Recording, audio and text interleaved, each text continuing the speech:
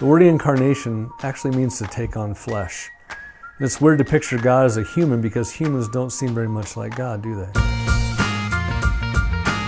I think most of us that have been Christians for a long time, we've been doing the church thing, I think we're starting to lose hope. We stop believing that Jesus actually changes things today.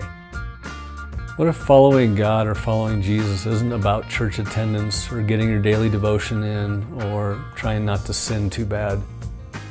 The incarnation, or what it means to take on flesh, is actually an invitation to respond to what he did on the cross and actually live his life here on earth. So imagine if Jesus actually lived in your house and he parented your children. He went to work where you work. He lived next to the crazy neighbors you have. You know, if you were actually to live like Jesus, it would be a strange concept that the neighborhood would actually want to be in your house. And I wonder how much easier it would be to actually see friends find faith if they actually wanted to be with us. Good morning, EAC. Hi. Hey, can we give a warm welcome to Hugh Halter, who's with us this morning? So I have been looking forward to this day. I remember I had just graduated from Bible college, maybe a year out. I was living with my wife in Huntsville, Alabama, and a mentor of mine who discipled me in high school gave me a book called The Tangible Kingdom, and it truly changed. I really don't say this, and I'm not somebody who's big on hyperbole, and so I mean this sincerely. It really changed how I followed Jesus. And it really impacted my life significantly. And so last night we had a dinner where Hugh joined kind of some of our elders and staff, and I got home and I was talking with Claire in our kitchen. I was like, this is just so neat for me because Hugh has had such a significant impact on my life, and now I get to share him with the church that I love. And so Hugh, I'm grateful that you are here with us today. Glad to be here. Good morning, everybody. So. Hugh told me before we got on stage that he's been working on an interpretive dance that he'd like to share. No, I guess not. I feel like we're close. I'm just not quite there. Next time you come out. Okay. So we'll jump into the interview if that's not ready. It seems to me, Hugh, that you've lived much of your life with the mindset that believers are called to live their lives on mission. We've been talking about this as a church, but just to kind of reorient us to the discussion today, what is the mission? Like, what are we actually supposed to be about, and why does it matter so much? Yeah, there's an old saying that the church doesn't have a mission, the mission has a church. And theologically, this is for all the smart people, God started his church because there was a mission. And oftentimes, if you and I grew up in the church, the word mission was even like, it was the weird people. Remember out in the foyer of the lobby, you would have pictures of your church's missionaries. So everybody else got the idea that, well, we've got 6 of them. And then the rest of us are not missionaries, and so we will pay a little extra money. We actually have Mission Sunday or something. So it was always like this extra credit type of idea, right? And yet in reality, the church is the mission of God to the world.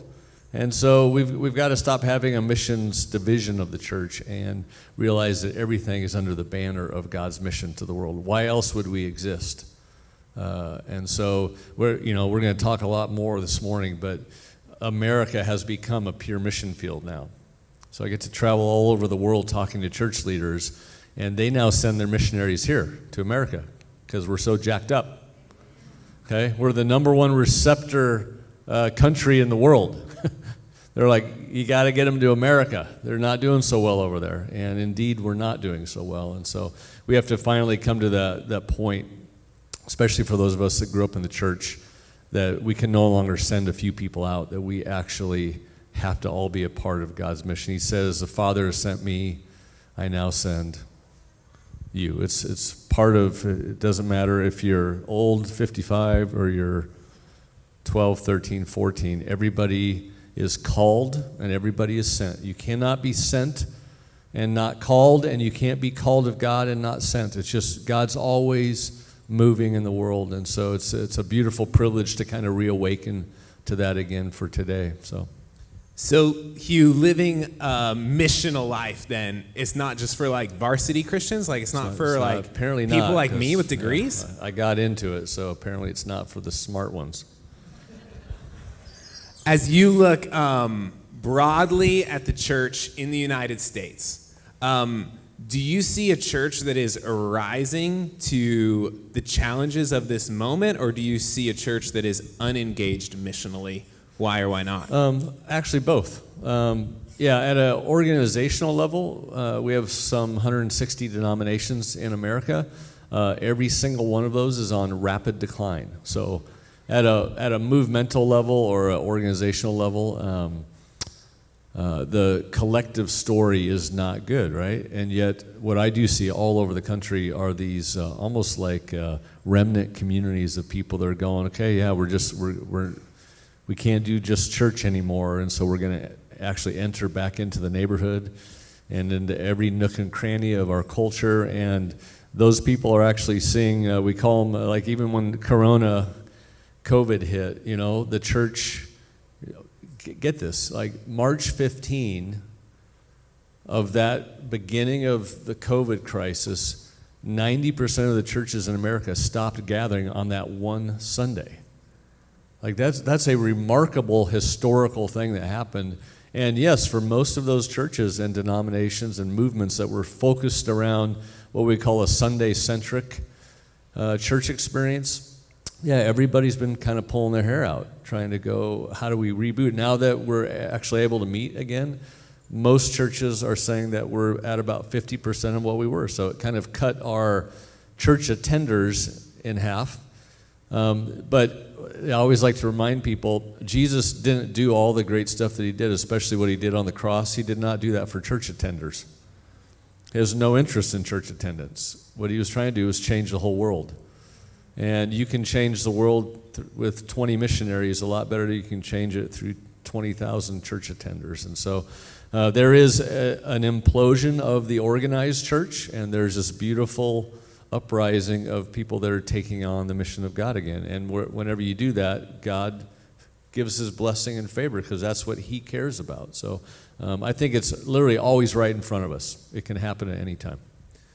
So Hugh, what's at stake? Like what's at stake if we kind of pass the missional buck and we say, you know what, we just kind of like church as normal. We like coming, we like attending, but this missional stuff sounds like a lot of work. I got a family, I got a job, I go to a gym, like I'm just kind of busy. But what's at stake if we don't arise to the challenges of this moment and engage the mission? Yeah, clearly the legacy is at stake. So I'm 55, I've got 5 grandchildren now. I grew up in Portland, Oregon, where you didn't, even back in our first church planting days, it was rare to meet somebody that was a Christian. So in some of our cities in the country, they're very progressive. Portland probably was the least church city in America when we were starting our first church. And I just remember what it felt like to not know any other Christians. It was that weird. Sometimes in the South or Texas, places what we call the Bible Belt, we don't even know that world exists, but it is coming to a city near you, and you're already feeling this. And so, yeah, if we don't change at all, if we just circle the wagons and hope God returns before it gets too bad, then our children are not going to want to carry on the story.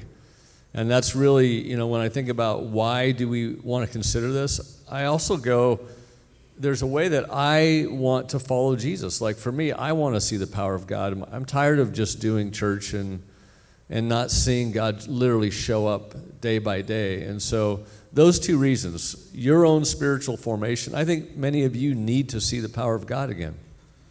And I think you also care about your kids and your grandkids and them having an experience, not just a church experience, but literally seeing their entire life inside the calling of God. And so I think a lot is at stake, for sure. One of the things that most captivated me about your writings was not even the why. Well, it wasn't the sentence structure or the sentence beautifully structure. crafted paragraphs, right? All of that. Okay. Yeah. Want to make sure. And in addition, was the how we're to go about living missional lives. And you talk a lot about incarnational living. Some of our folks, if they've been here, especially the last few weeks, they've heard this word. But could you just share with my church family how you came to embrace an incarnational approach to living life on mission? Yeah. Well, joking about the writing, I've never liked public speaking, and I never even journaled. I hated writing so bad and hated public speaking even more, which is a little bit of a joke if you think about what God does with all of us. But don't just think about our story. God teaches each one of us in kind of unique ways of what we're going to do. Oftentimes what we end up doing with our lives and with people is not what we would ever think would happen, but we learned it along the way. Our son Ryan had really severe epilepsy, and I was actually in seminary. I thought I was going to go into what we call traditional pastoral ministry, and then I married my wife, adopted her son that she had. She was married when she was 18 and divorced at 19, and she came to faith a few years later. And so when I met her, Ryan was almost 5. And from day one of his life, he would have 20, 30 grand mal seizures every day. And so about every hour, it was just really disruptive, obviously. And so I had to leave seminary, struggled with the sense of why God wasn't healing our son, also struggling with, well, it seems like you don't even want me in actual real ministry. And when I look back, I just realized, no, God was bringing me into his ministry. We just didn't see it at the time. And so having coffee with my wife one day, I was lamenting to her how God doesn't seem to really care. I don't know if you've ever had a few honest moments with the Lord where you're just like, I don't think he really, think my face is not on his refrigerator anymore. And she said, well, babe, we got to play the hand we're dealt. Why don't we just open up our front door and see what God does? And so we did. We began to rhythm our lives around having people over for meals and asking them really good questions, acting like we really cared. And in pretty short order, our house was full of people that would never have gone to a church. And they loved being with us, and they loved it when we would talk to them about their lives, and then they started to really ask us things about God. And so a lot of our friends came to faith in our homes, and we would baptize people in lakes and all sorts of, but we could never get to an actual building. So church for our family was always out in the neighborhoods. And then we had other people that would go, well, we want to do what you're doing. So we started a movement in Denver of about 25 missional communities. And we just asked people to live a rhythm of party and social gatherings where we can connect at a heart level with people, and then keep our antennas up for needs that come up and try to meet the need within 24 hours if you can as a community. And then a couple times a month, we'd say we're going to have a little Jesus time, usually Thursday nights. And so those were just the rhythms. And then we would invite everybody into those rhythms. A little communion time with God a couple times a month, a little inclusive community, we called it, just throwing a party, no weird prayer before the meal, not trying to sneak attack anybody, maybe a toast, toast all of us new friends in the neighborhood. Let's toast to your jobs, that you'd have some unique favor over your work and health over your children. So we would pray over people. They just didn't know it. We just throw a little toast. And people started to invite friends and just go, like, this is the most meaningful thing we have going. Then when anything would come up, we would just call an audible. We'd go, hey, if anybody's free Tuesday night, let's go down. In fact, I remember a story where we were gathering for our little Jesus time. There was just 8 or 9 of us at the time, and there was a house right around the corner that was on the news, our actual local news, because the house almost burned down. And so we thought, hey, let's call an audible and just go down there and see if we can be of encouragement to them. So we all walked down, and we had some couples that were with us that they were not Jesus people. They just were at our dinner party, and we said we're going to go help these folks. So we all pitched in, got some Safeway grocery cards, walked down there. I knocked on the door with my little community behind me, and we said, hey, you don't know us, but we heard what happened. You've probably had a lot of people come by to help, but we just wanted to let you know we care, and here's some food cards, and she started the wife started to cry. She's like, no, nobody's come over at all. And I said, well, we've got a couple hours. Anything we could do to just help you guys? And she said, yeah, we were down in the basement trying to dig out stuff from all the rubble. And so all of our kids are with us, everybody. We're all down there as a family. And so we all helped out for an hour or two, and then we invited them back up for a little chili that we had in the crock pot for us. And they came up, and in short order, were a part of our community. But it was just a simple rhythm of what we did in our neighborhoods together, and people just seemed to lean in to us and into our faith. This all sounds really like theologically complicated. Yeah, it does, I know. But we've got to dumb it down for these people. Okay, we're going to try. So. So how much Bible and theology training do I need to have to start living incarnationally? You're good. Like right now, it's been proven if you grow up in the church up to 5th grade, so these young people are probably past that in most cases, somewhere in there, that if you grew up in church in America up to about 5th grade, you have more Bible training than pastors in most of the world. So we're good. We all got enough. Doesn't seem to be any reason why you would need more. When you watch Jesus with the disciples, remember, he's only got roughly, we said 3 years. We have actually studied, it really only had 2.5 years to get 12, which turned to 11. He lost one, into sort of a training framework,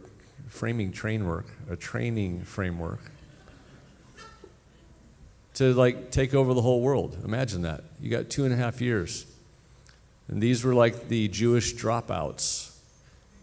So I don't know. I think the entire story of the New Testament, like the fastest growing movement that the world had seen to date was from the time Jesus died for the next 300 years. They didn't even have the Bible. They didn't have the book. They had little letters that they heard about. They couldn't download sermons. They didn't have any paid staff. They didn't have any buildings. They had none of those accoutrements that we think are so important in the church world, and yet it was the fastest growing. You know the fastest growing movement right now in the world? Fastest growing, and actually it outpaces numerically what happened even after the time of Jesus, is the underground church in China right now. And we think it's led 60% by teenage girls.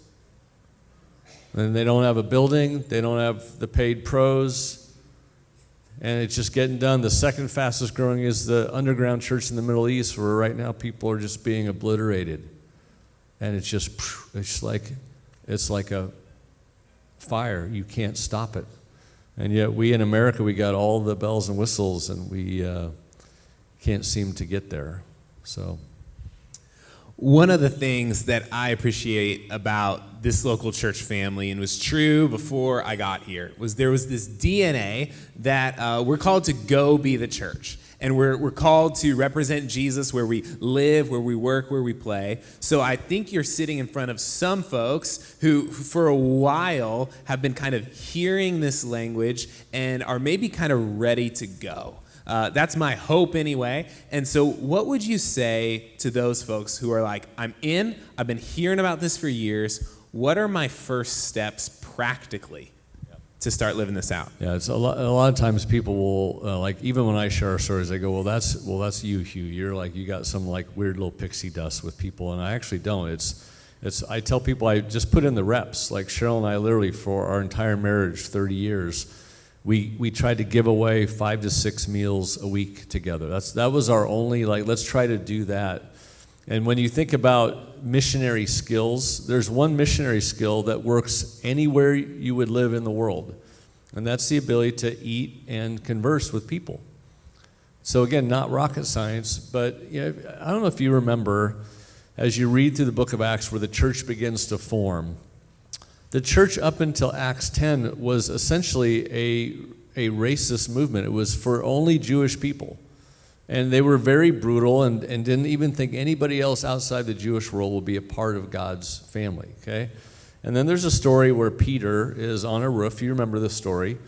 And he has a dream, and on the dream is a big tablecloth that comes down and is full of all sorts of animals that Peter, as a young Jewish boy, was taught never to ever eat. They were unclean. And in the dream, God goes, Peter, you can eat those now.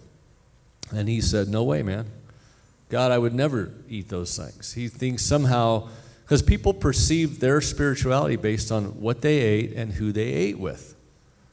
It'd be just like at a lunchroom at an elementary, middle school, you always eat with your own, right? Same thing with adults in a church. We stay with our own, and anything outside of that is unclean. And so obviously the dream is that, no, we're going to change the story here. And so all of a sudden, some Roman dudes come up, and Peter invites them into the house. And something is beginning to happen now. Some inclusion of people. And then all of a sudden, the Roman guys send word up to the centurion and said, hey, we're going to bring the Jewish boys by. And if you guys have ever seen the movie Big Fat Greek Wedding, ever seen that one? It's a scene like this where all of a sudden this Roman house is jammed full of all these non-Jewish people going, some Jewish boys are apparently coming in. And then all of a sudden the Roman centurion invites Peter and his boys in. And it said that this man fell on his face, and Peter's like, no, I'm just a man too. Stand back up. And then they have a talk, and all of a sudden the church takes on a new flavor. Do you know that we got our name Christian in Acts 17? So before that, we didn't even have a name for our movement. They called us the Way, but they called us Christians at Antioch. And Antioch was when it was the first time the world had seen male and female in the same room, people of different skin colors. So our name really reflected the inclusive nature of who we were. We were following a God that was perfectly holy, yet he was a friend of sinners. He crossed all these social, racial, ethnic, economic, anything that kept people apart. He went, no, we're going to tear that stuff down. And so if we follow Jesus on mission, it would seem to make sense that the friends that he would have had would start becoming our friends. Agreed? And yet that's not the story. If you ask anybody anywhere in the world, and I literally have asked this in, I'm not kidding, Greenland, to Europe, to Australia, to South America, to inner city Detroit, to suburban Portland, are Christians perceived to be inclusive or exclusive? What's our street cred? We're always the exclusive ones. So something's happening where we are literally not following Jesus into mission. And I think we've got to actually repent of that. I think we've got to say yeah, we haven't been great. We've stuck to our own. So to me, the great good news is that whenever we take on it, the inclusive spirit of Jesus, stuff begins to move again. That's good.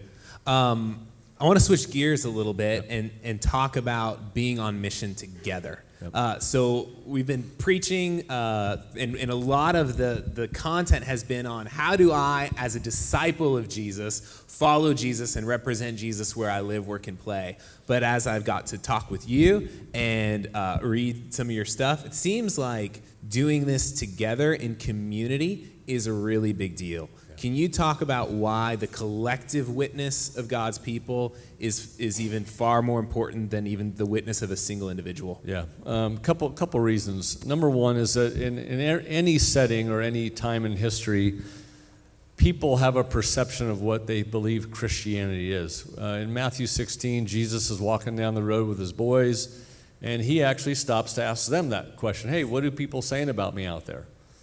And they said, well, it's actually pretty amazing stuff. Some think you're like Elijah or one of the prophets, So even Jesus was concerned. What do people say about me out there? And right now, don't do this at home. It will actually depress you. Just take my word for it. But if you Google is a search engine for all of you folks over 55, okay?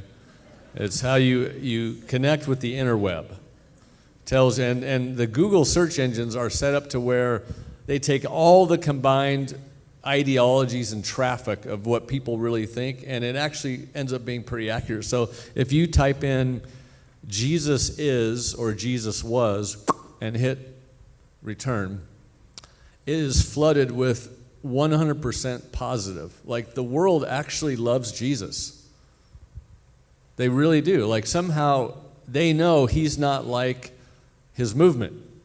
Because if you type in Christians are, don't hit return.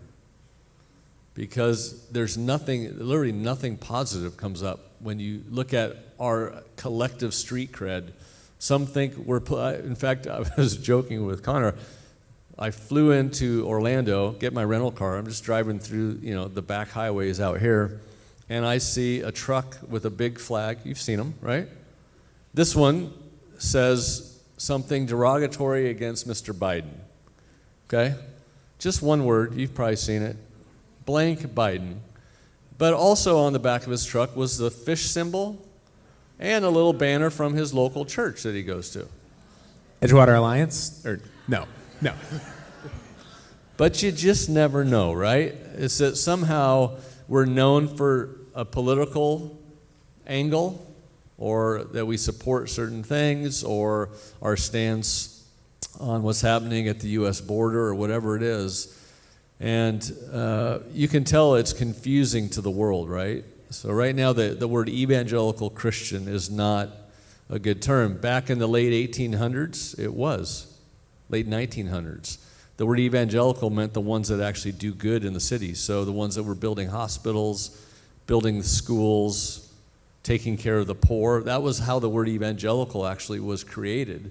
And now it's the Bible-believing, exclusive, homophobic, bigoted. I'm giving you all the stuff that will come up as you Google Christians. And it's because that's what they've run into. And so this is why you, as not just yourself, so I meet people all the time that will go, Hugh, you guys are not like what I thought a Christian was, but I've realized that's still not enough to get them over this huge wall of negative experiences that they've run into. And so this is why the community in the book of Acts and why the community now is our witness. That we see them always refer, it was what they did. It was what we call the us, we, and them is now the witness. When they finally see 10 to 12, 20 of you that hang together at the school, in the college, in the neighborhood, and they go, there's just something about all of you that we're not running into, and we're drawn to it. That's when we begin to get movement again. And so that's why we're going to talk a lot about the development of what we call missionary or missional communities. And we'll get there in a minute and have you describe what that is. But we've only got 5 minutes. It's second service. So, it doesn't matter. They're like, it matters. Sounds like it would be really great if the Jesus movement was really about Jesus. That would be helpful. Okay, all right, I'm tracking with you. And this idea of collective witness, EAC, I know some of you are new. Welcome, glad you're here. For those of you who remember my dear friend, David Lane, most of you do, who was the lead pastor here, this was his testimony. I don't know if you remember this, but he shared his testimony a number of times. I still remember the names of the people. I'd never met him. He would say, Bill and Gloria were a couple that invested in my life. He goes, I would be over at their house. I wouldn't want to leave. I spent time getting to know Bill and Gloria. He goes, and then I showed up at Bill and Gloria's church, and there was like a lot of Bill and Glorias. There was other people that were really cool, just like Bill and Gloria, and David Lane ends up coming to faith in Jesus. And so there really is something that the Lord seems to leverage and use about our collective witness together. Like if I'm just living as a Christian by myself in my neighborhood, that's good, and that's like a beautiful thing. But what's really beautiful is if they get to see Jesus in a multiplicity of people, and they get to see how we're loving Jesus together and fighting for things that Jesus cares about together and accepting people together and taking down social divides together and practicing generosity and hospitality together. There's something that seems where people start sniffing around, they'll be like, this isn't just a good dude. It seems like maybe they serve a good God. So, sermon over. Okay. Missional communities. What are missional communities? Can you talk about briefly, like how did it start for you? What was like your first missional community? Yeah, how did it form? Ours always started just with our family. So, in fact, now we've moved now to a little town called Alton, Illinois. Our son was there because of an assisted living center that we found. So we all moved in. My 2 adult daughters, they're brand new husbands. We all moved. So there were 6 of us. When we started in Denver, there was 3 families that started together, Portland, we started with about 15 of us started. So it was always, that's where we began. And then we just started to think of rhythms that we felt like they sounded and smelled a little bit like what you would get in the aroma of the kingdom of heaven. So we just said, let's do three things. Let's have a time, a couple times a month, where we just talk about and go through the teachings of Jesus in our home. And so we would do that on Thursday nights. We would always have at least one or two times where we share a meal with people. Usually the weekends would be a big party. So party was sacramental for us. It was a part of the kingdom rhythms where we would create space where we would not invite people over for a Bible study. We'd invite them over for dinner. And we would not try to sneak attack them and pray before the meal. We would just do a little toast. And we would toast just like you would. It would be like a prayer. And then when needs would come up, boom. So I kind of walked you through that, but that was essentially the rhythm. What makes a missional community different than a small group is a missional community shares a mission. They actually say, we're going to care for the 6 blocks around the elementary school where all of our kids go. So all those families become the mission. They might say, I'm a part of a fishing club, so I'm going to make the fishing club our mission. We're going to find some people that have the same heart for the same people. For us, it was where our daughters played ice hockey. So we realized we were spending 30 hours a week with the same parents in the same ice rinks with the same kids. So we were almost full-time missionaries just within the hockey context. So we said, we're going to connect there. We're going to connect where we do coffee every day at this one coffee shop. And we're going to do our neighbors. So those 3 contexts, we said, so we got to find people that care about those same 3 contexts. And that's how we got started. A lot of what we're going to do with you guys is to try to train you in what your mission's going to be and who are going to be your fellow missionaries. And then all you do later is you share a calendar. You actually start looking at month by month, and you go, when are we going to throw our parties? When are going to be our little Jesus times? And the helping people tends to just happen all the time, so it's like a spontaneous activity that you do. And what you find is whenever you get any group of friends together, that rhythm around what we call communion, inclusive community, and mission, the kingdom becomes tangible. People start going, you guys smell right.